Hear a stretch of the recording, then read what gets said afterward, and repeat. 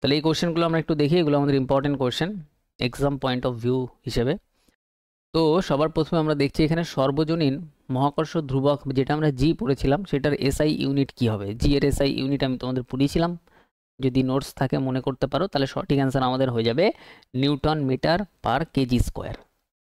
এবার অপশানে এরকম দেখো নেই, তাহলে এই পার কেজি স্কোয়ার মানে বাই যেটা আছে সেটাকে বলা যায় নিউটন মিটার কেজি -2, এই চিহ্নটা না দিলে -2 হয়ে যাবে। তাহলে অ্যান্সার কোনটা বলবো আমরা? অপশান এ বলবো। তাহলে জি এর যদি আমরা একক বলি তাহলে হয়ে যাবে newton metre square per, metre square হবে newton metre square per kg square, বা newton metre square kg -2। Clear? তুমি বলবে ক্লিয়ার। Very important question. এখানে আমাদের বলছে দুইটি বস্তুর মধ্যে মহাকর্ষীয় বল কিভাবে পরিবর্তিত হয় যখন একটি বস্তুর ভর দ্বিগুণ করা হয়। আচ্ছা, আমরা এটা পড়েছিলাম ব্যাচের মধ্যে, যে এই একটা বস্তু আছে এম, এই একটা বস্তু আছে একটা M1 একটা M2। মহাজাগতিক যে কোনো দুটো বস্তুকে কি করে? আকর্ষণ করে। তাদের মধ্যে একটা মিনিমাম একটা আকর্ষণ বল কাজ করবে, সেটা যেখানেই থাক না কেন। সেটাকে আমাদের বড় হাতের জি বলা হয়। এটা আমি তোমাদের করিয়েছিলাম গ্র্যাভিটিতে, বড় হাতের জি বলা হয়। সেই জি মানে হচ্ছে একটা তোমার গ্র্যাভিটি। দুটোর মাঝখানে যে বলটা লাগছে সেটা হচ্ছে আমাদের জি দ্বারা প্রকাশ করি। তো এর মাঝখানে যে ফোর্সটা লাগছে, সেই ফোর্সের একটা ফর্মুলা আমি করিয়েছিলাম, একটু ডিটেলসেই করেছিলাম। সেটা হচ্ছে G M1 into M2 by R square. দেখবে মনে পড়বে যদি একটুখানি রিভিশন করো এইসব জিনিস, গ্র্যাভিটি যদি একটু রিভিশন করো। সেই ক্ষেত্রে ছিল ফোর্স ইকুয়ালটি ছিল এই গ্র্যাভিটেশনাল কনস্ট্যান্ট ছিল জি, আর M1 into M2 by R square. এবার এখানে কি বলছে, কোশ্চেন কি দিচ্ছে, দুইটি বস্তুর মধ্যে দুইটি বস্তু, একটা M1 একটা M2, এই জি এর মান কখনো চেঞ্জ হবে না, এই জি নিয়ে কোনো টেনশন নেই। আর স্কোয়ার মানে দুটো বস্তুর মাঝখানে যে দূরত্ব, সেটাই হচ্ছে রেডিয়াসটাই হচ্ছে আমাদের আর, ঠিক আছে, তার স্কোয়ার করতে হয় নিচে। এবার আমাদের বলছে দুটি বস্তুর মধ্যে মহাকর্ষীয় বল কিভাবে, মহাকর্ষীয় বল মানে এই এফ যেটা বার করছি এই সূত্র দিয়ে, সেটাই মহাকর্ষীয় বল কিভাবে পরিবর্তিত হয় যখন একটি বস্তুর ভর দ্বিগুণ করা হয়, মানে একটি বস্তুর মাস আমরা দ্বিগুণ করছি। তাহলে প্রথমে ধরো দুটো বস্তু ছিল M1 M2 ছিল, এবার পরবর্তীকালে সেই ফোর্সটাই আমরা ক্যালকুলেট করছি, যেখানে জি M1ই আছে, কিন্তু এই M2টাকে আমরা দ্বিগুণ করছি, তার মানে 2M2 হয়ে যাবে বাই আর স্কোয়ার। তুমি চাইলে এই টুটা এই M1 এর সামনেও লাগাতে পারতে, M1টাকেও ডবল করতে পারে। দুটোই বস্তু আছে তোমার কাছে M1 আর M2, তুমি হয় এটাকে দ্বিগুণ করো নাহলে এইটাকে দ্বিগুণ করো, যে কোনো একটা বস্তুকে দ্বিগুণ করতে বলেছে। তাহলে এখানে কি পরিবর্তন হচ্ছে ফাইনালি, এটা আমরা এই টুটাকে যদি আমরা সামনে বসিয়ে দিই, একদম সামনে লিখি, তাহলে আমাদের হচ্ছে G M1 M2 by R square. তাহলে এই পার্টটা প্রথমে যা ছিল এই পার্টটা এখানেও সেম আছে, শুধু এই সেকেন্ড পার্টের ক্ষেত্রে একটা দেখো সামনে 2 চলে এসছে। তাহলে আমরা বলতে পারি যে মহাকর্ষীয় বলটা আমাদের দ্বিগুণ হয়ে যাবে, বল দ্বিগুণ হয়। তাহলে অপশন এ আমাদের কারেক্ট অ্যান্সার হচ্ছে। তাহলে এটা কি বুঝতে পারলে? হ্যাঁ কি না কনফার্ম করো। কি বললাম বুঝতে পারলে? এবার যদি কোশ্চেনটা এখানে ঘোরাতো, কোশ্চেনটা এখানে চেঞ্জ করতো, যে এখানে একটা বস্তুকে তোমার দ্বিগুণ করেছে তো মাস, আমি যদি বলতাম দুটো বস্তুর মাসই দ্বিগুণ করছে, তাহলে M1টাও দ্বিগুণ হতো M2টাও দ্বিগুণ হতো। তাহলে সেই ক্ষেত্রে আমরা ফর্মুলাটা লিখতাম G 2M1 into 2M2 by R square. তাহলে এখানে 2 দুগুণে কত হয়ে যেত? 4, তারপর হতো জি M1 M2 by R square. তাহলে এবার এই ক্ষেত্রে এইটা আর এইটা তো পুরো সেম, কিন্তু এইটার আগে একটা 4 চলে এসছে, তার মানে এইটার থেকে এটা কত গুণ হয়ে গেছে? এখন 4 গুণ হয়ে গেছে। তাহলে অ্যান্সার হতো তখন 4 গুণ। যদি দুটো বস্তুর ভরই আমি দ্বিগুণ দ্বিগুণ করে বাড়াতাম, তাহলে আমাদের এখানে এফ এর মান হয়ে যেত কত? 4 গুণ হয়ে যেত। তাহলে এই পয়েন্টগুলো কি বুঝতে পারছো কি বললাম? ক্লিয়ার? ধরো একটা বস্তুকে আমি 2 গুণ করেছি, একটা বস্তুকে আমি 3 গুণ করেছি, তাহলে সেই ক্ষেত্রে আমাদের এফ এর মান কি চেঞ্জ হবে? তাহলে সিম্পল কিছু করার দরকার নেই, জি একটা 2M1 ইন্টু 3M2 বাই আমাদের আর স্কোয়ার। তাহলে এখানে 3 দুগুণে কত হয়ে যাচ্ছে? 6 জি M1 M2 by R square. তাহলে এই ক্ষেত্রে আমাদের কত হয়ে যাবে? যদি একটা 2 গুণ একটা 3 গুণ করি, 3 দুগুণে 6 গুণ হয়ে যাবে এফ এর মান। তাহলে এরকম টাইপের কোশ্চেন যাই ঘুরিয়ে দিক না কেন করতে পারবে। বোঝা গেল বিষয়টা? নেক্সট আসো। এখানে আমাদের বলছে দুটি বস্তুর ভর 3 গুণ করলে তাদের মধ্যে মহাকর্ষীয় বল কি হবে। দেখো মহাকর্ষীয় বল এফ ইকুয়াল টু আমরা জানি G M1 into M2 by R square, এটা প্রথমেই আছে থাক। এবার যদি পরে যদি আমরা এফ আমরা কি করছি, এখানে দুটি বস্তুর ভর 3 গুণ করছি, তার মানে জি একটা 3M1 আর একটা হয়ে যাবে 3M2 বাই আর স্কোয়ার। তাহলে 3 3-এ কত গুণ হয়ে যাচ্ছে? 9 গুণ হয়ে যাচ্ছে না? জি M1 M2 by R square, এইটুকু তো সেম আছে, শুধু 9 গুণ হয়ে যাচ্ছে। তাহলে অ্যান্সার হবে আমাদের 9 গুণ। তো পরীক্ষায় এই কোশ্চেন করেও দেখতে হবে না, ডাইরেক্ট কত গুণ হচ্ছে উপরেরটা সেটা দেখলে আমরা ডাইরেক্ট অ্যান্সার করতে পারবো। নেক্সট আমাদের পরের কোশ্চেন বলছে একটি বস্তুর উপর ক্রিয়াশীল মহাকর্ষীয় বলকে কি বলা হয়। একটা বস্তুর উপর ক্রিয়াশীল মহাকর্ষীয় বল মানে হচ্ছে একটা বস্তুর ওপর ক্রিয়াশীল মহাকর্ষীয় বল। একটা বস্তু আছে, তার উপর তুমি একটা পৃথিবীর উপর একটা বস্তু আছে, এই বস্তুটা পৃথিবীটাকে যে বল দ্বারা টানছে, ঠিক আছে, তো পৃথিবী দ্বারা যদি কোনো বস্তুকে টানে সেটা তার ওজন হয়ে যাবে না? হ্যাঁ স্যার, ওজন বলে। ঠিক না, ওজন বলবে। তোমার মাথার উপর যদি কিছু একটা তুমি উঠিয়ে রাখো, ভারী জিনিস, পৃথিবী ওটা নিচের দিকে টানবে, তখন তুমি যদি বেশি ভারী ওঠাও তাহলে বলবে ওজন বেশি, যদি কম ভারী ওঠাও তাহলে বলবে ওজন কম। তার মানে এই যে পৃথিবী যে বলটা দ্বারা টানছে সেটা একটা মহাকর্ষীয় বল, ঠিক আছে, সেই বলটা দ্বারা টানা মানেই হচ্ছে সেই বস্তুর ওজন। নেক্সট আসো, আমাদের এখানে বলছে সর্বজনীন মহাকর্ষীয় ধ্রুবক মানে জি, এর আবিষ্কার কে করেছিলেন? জি এর আবিষ্কার কে করেছিলেন কেউ জানো? অপশন সি হবে সঠিক অ্যান্সার, হেনরি ক্যাভেন্ডিশ। করিয়েছিলাম, ভেরি ইম্পর্টেন্ট কোশ্চেন। নেক্সট আমাদের বলছে সর্বজনীন মহাকর্ষীয় সূত্র প্রযোজ্য কোন ক্ষেত্রে? এই সর্বজনীন মহাকর্ষীয় সূত্র মানে জিটা প্রযোজ্য হবে সূর্য, গ্রহ, সমুদ্র, পৃথিবী, সূর্য, পৃথিবী, চাঁদ, যে কোনো দুটি বস্তুর উপর। সঠিক অ্যান্সার হয়ে যাবে অপশন ডি, যে কোনো দুটি বস্তুর জোর। পৃথিবীর মহাশূন্যে, মহাকাশে, পৃথিবীর যে কোনো, পৃথিবীর বাইরে, পৃথিবীর ভেতরে, যে কোনো জায়গাতে যে কোনো দুটো বস্তুর মধ্যে যে বলটা কাজ করবে সেটাই হয়ে যাবে তোমার গ্র্যাভিটেশনাল কনস্ট্যান্ট, জি এর মান। তাহলে এটা কোনোদিন চেঞ্জ হয় না। তাহলে এরপর যদি এক্সামে এই কোশ্চেন আসে তুমি বলবে যে কোনো দুটি বস্তুর জোর মানে দুটি বস্তু একসাথে। ক্লিয়ার? তুমি বলবে ইয়েস ক্লিয়ার। নেক্সট আসি, এখানে বলছে দুই কণার মধ্যবর্তী দূরত্ব বাড়লে তাদের মধ্যকার মহাকর্ষীয় বল কি হবে? আচ্ছা তুমি ন্যাচারালি ভাবো, এখানে একটা বস্তু আছে, এখানে একটা বস্তু আছে, তাদের মধ্যেকার দূরত্ব যদি আমি বাড়িয়ে দিই, এবার কি হবে? এদের মধ্যে আকর্ষণ কমবে না বাড়বে? আকর্ষণ কমে যাবে। ব্যাস, সঠিক অ্যান্সার এটা, কমে যাবে। নেক্সট আসো, এখানে বলছে দুটি বস্তুর মধ্যকর্ষীয় বল হচ্ছে এফ, ঠিক আছে, যদি এই দুই বস্তুর ভর অর্ধেক করা হয় এবং দূরত্বকে অপরিবর্তিত রাখা হয়, মানে দূরত্ব সেমই আছে, শুধু বস্তুগুলো ওজন কি করা হচ্ছে? হাফ করা হচ্ছে, মানে ভরটাকে হাফ করা হচ্ছে, ওজন না অ্যাকচুয়ালি, ভরটাকে হাফ করা হচ্ছে, তবে মহাকর্ষীয় বলের কি পরিবর্তন হবে? আমরা সূত্রে অ্যাপ্লাই করব, F equal to G m1 into m2 by আমাদের কি হবে? আর স্কোয়ার হবে। এটা আমাদের প্রথম সূত্র হবে, হ্যাঁ কিনা বলো? ঠিক লিখলাম সূত্রটা? এবার আমাদের কি হবে? এবার আমরা জানি যে এফ ইকুয়াল টু, পরের ক্ষেত্রে আমরা কি লিখবো? জি। এবার দেখো প্রথমে যে বস্তুটা ছিল m1, সেটাকে কি করা হচ্ছে? আধা করা হচ্ছে, দুটো বস্তুকে কি করা হচ্ছে? অর্ধেক করা হচ্ছে, তাহলে মাসটাকে, তাহলে m/2 হয়ে যাবে। তাহলে এটা হয়ে যাবে m1/2 ইন্টু পরেরটা কি হয়ে যাবে? m2, এটাকেও আধা করা হচ্ছে বাই 2, আর এইটাকে পরিবর্তন করা হচ্ছে না, দূরত্বটাকে অপরিবর্তিত রাখা হচ্ছে, মানে রেডিয়াসটাকে অপরিবর্তিত রাখা হচ্ছে, তো আর স্কোয়ারটা আর স্কোয়ারই থাকবে।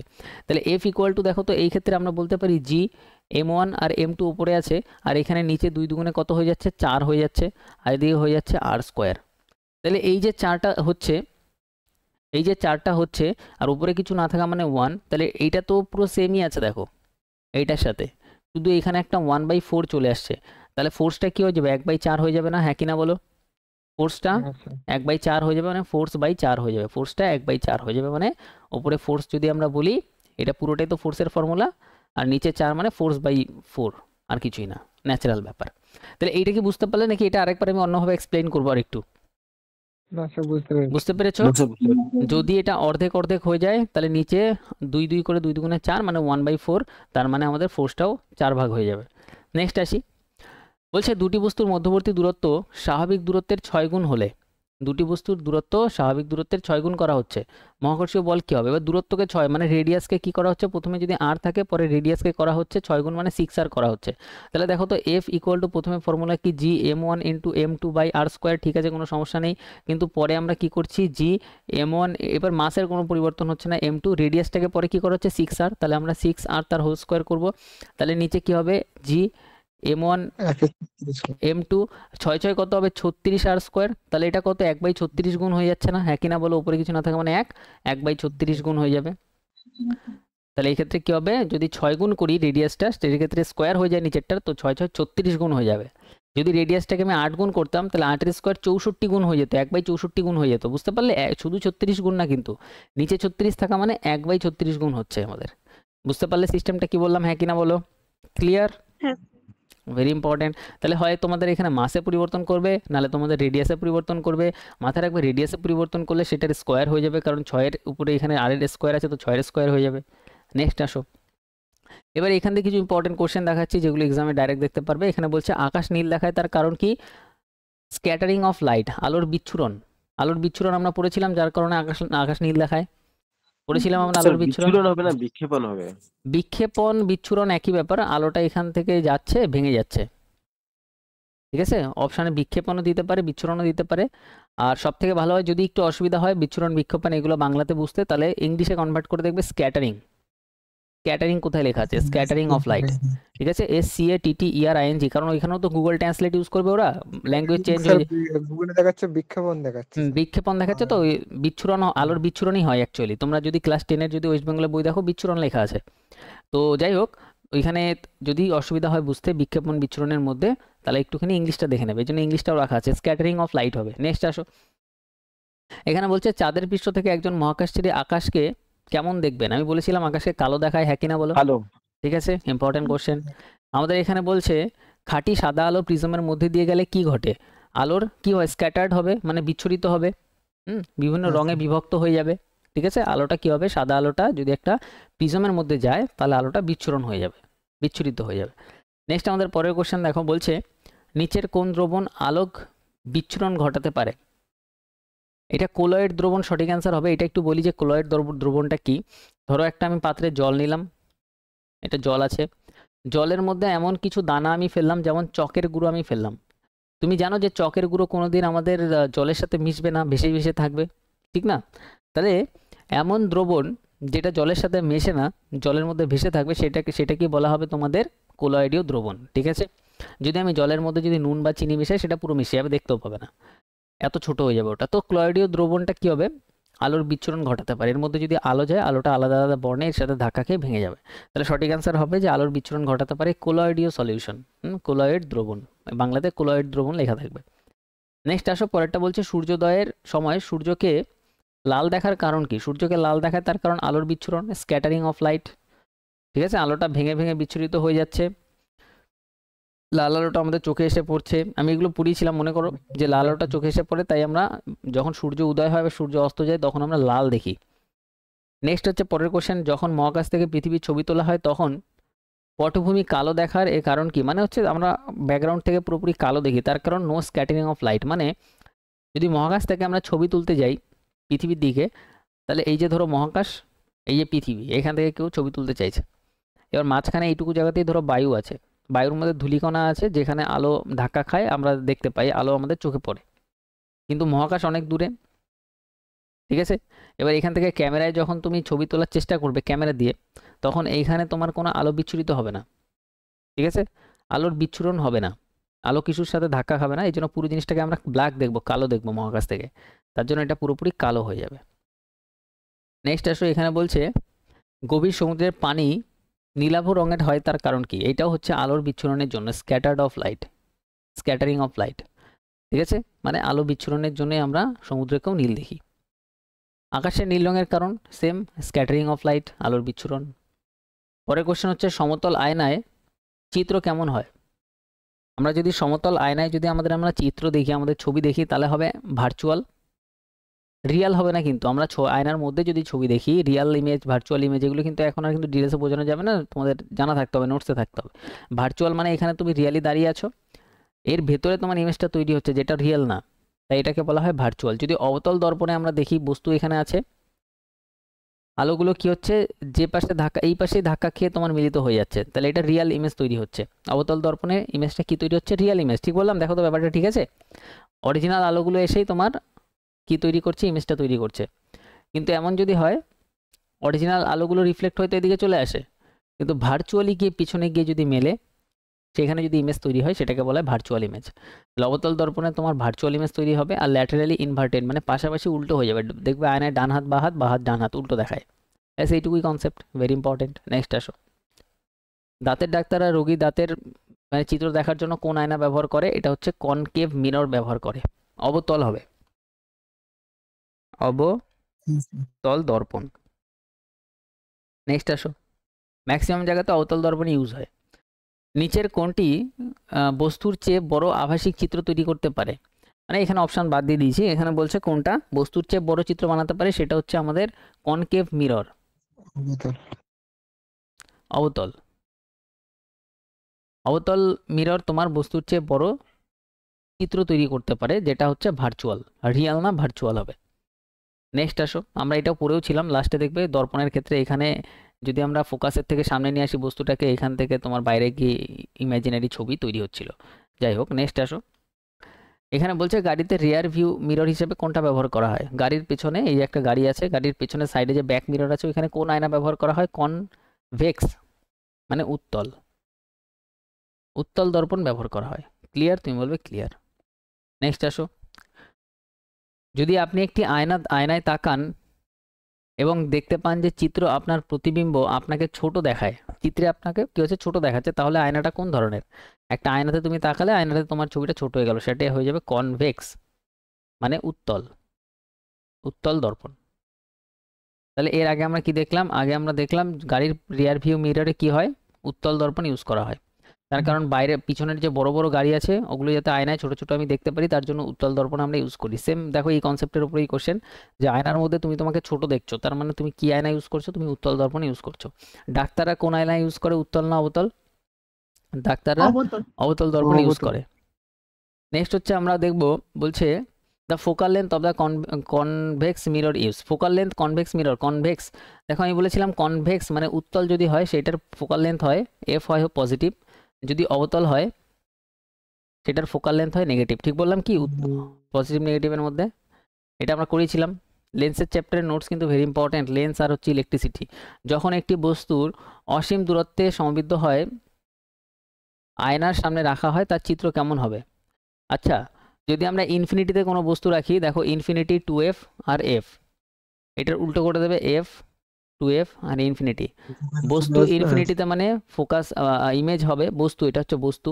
বস্তু ইনফিনিটিতে মানে ফোকাস, বস্তুর ইমেজ হবে আমাদের ফোকাসে। যেমন এটার অ্যান্সার হবে আমাদের ফোকাস, যে বস্তুটা আমাদের অসীম আছে, ইনফিনিটিতে আছে। 2f এ রাখলে 2f-এই হবে, আর f এ রাখলে আমাদের ইনফিনিটিতে হবে। যদি বস্তু আমরা f এ রাখি তাহলে ছবি তৈরি হবে ইনফিনিটিতে। যদি আমরা বস্তু রাখি ইনফিনিটি আর 2f এর মাঝখানে, তাহলে ছবিও তৈরি হবে ফোকাস আর 2f এর মাঝখানে। যদি আমরা বস্তু রাখি 2f আর f এর মাঝখানে, তাহলে আমাদের ইমেজ তৈরি হবে কোথায়? 2f আর ইনফিনিটির মাঝখানে। নেক্সট আসি পরের কোশ্চেন। এটা স্যার সেন্টার হবে তো?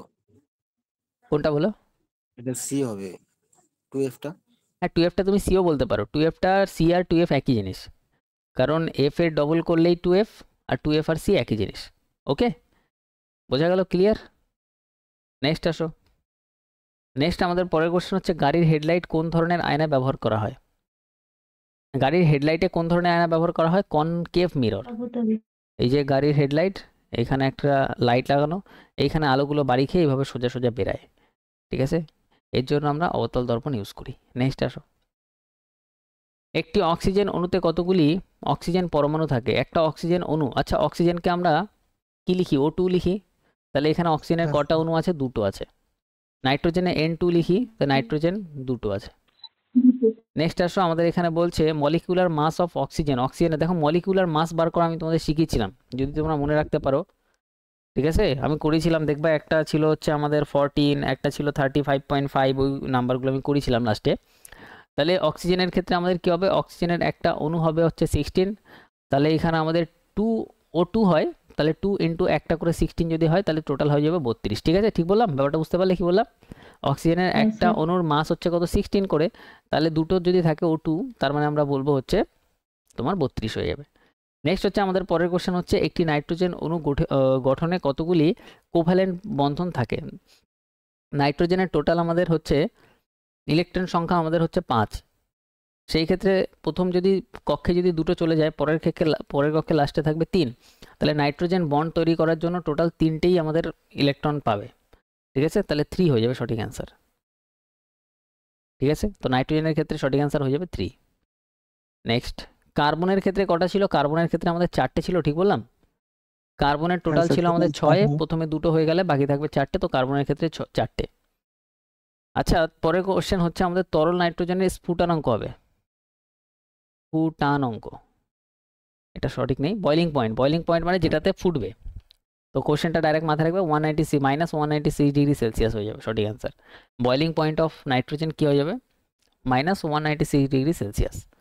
নেক্সট আসো, নিচের কোনটি লাফিং গ্যাস নামে পরিচিত? NO2, nitrous oxide. এটা হচ্ছে লাফিং গ্যাস, মানে এই গ্যাসটা যদি কেউ শোকে নাকে দিয়ে তাহলে তার কী হবে? হাসি পাবে কন্টিনিউয়াসলি। লাফিং গ্যাস নাইট্রাস অক্সাইডকে বলা হয় NO2। নেক্সট হচ্ছে দাঁতের ডাক্তাররা কোনটি সাধারণত, এটা হচ্ছে তোমার অ্যানাস্থেটিক মানে হচ্ছে তোমার অ্যানাস্থেটিক মানে হচ্ছে যেটা তোমার বলতে পারো যে অজ্ঞান টাইপের করে, সেটার জন্য দাঁতের ডাক্তাররা কোন গ্যাস ইউজ করে যে অবশ করার জন্য, সেটা আমাদের হয়ে যাবে নাইট্রাস অক্সাইড। সঠিক অ্যান্সার হয়ে যাবে নাইট্রাস অক্সাইড। পরের কোশ্চেন কি আছে, বলছে অধাতুগুলো ব্যাপকভাবে ব্যবহৃত হয়, অধাতু ইউজ করা হয় কিসের জন্য? অধাতু ইউজ করা হয় ফার্টিলাইজারের জন্য। ফার্টিলাইজার মানে আমাদের সার তৈরি করার জন্য। জমিতে গাছের ক্ষেত্রে অধাতু ইউজ করা হয়, নন মেটাল ইউজ করা হয় সার তৈরি করার জন্য।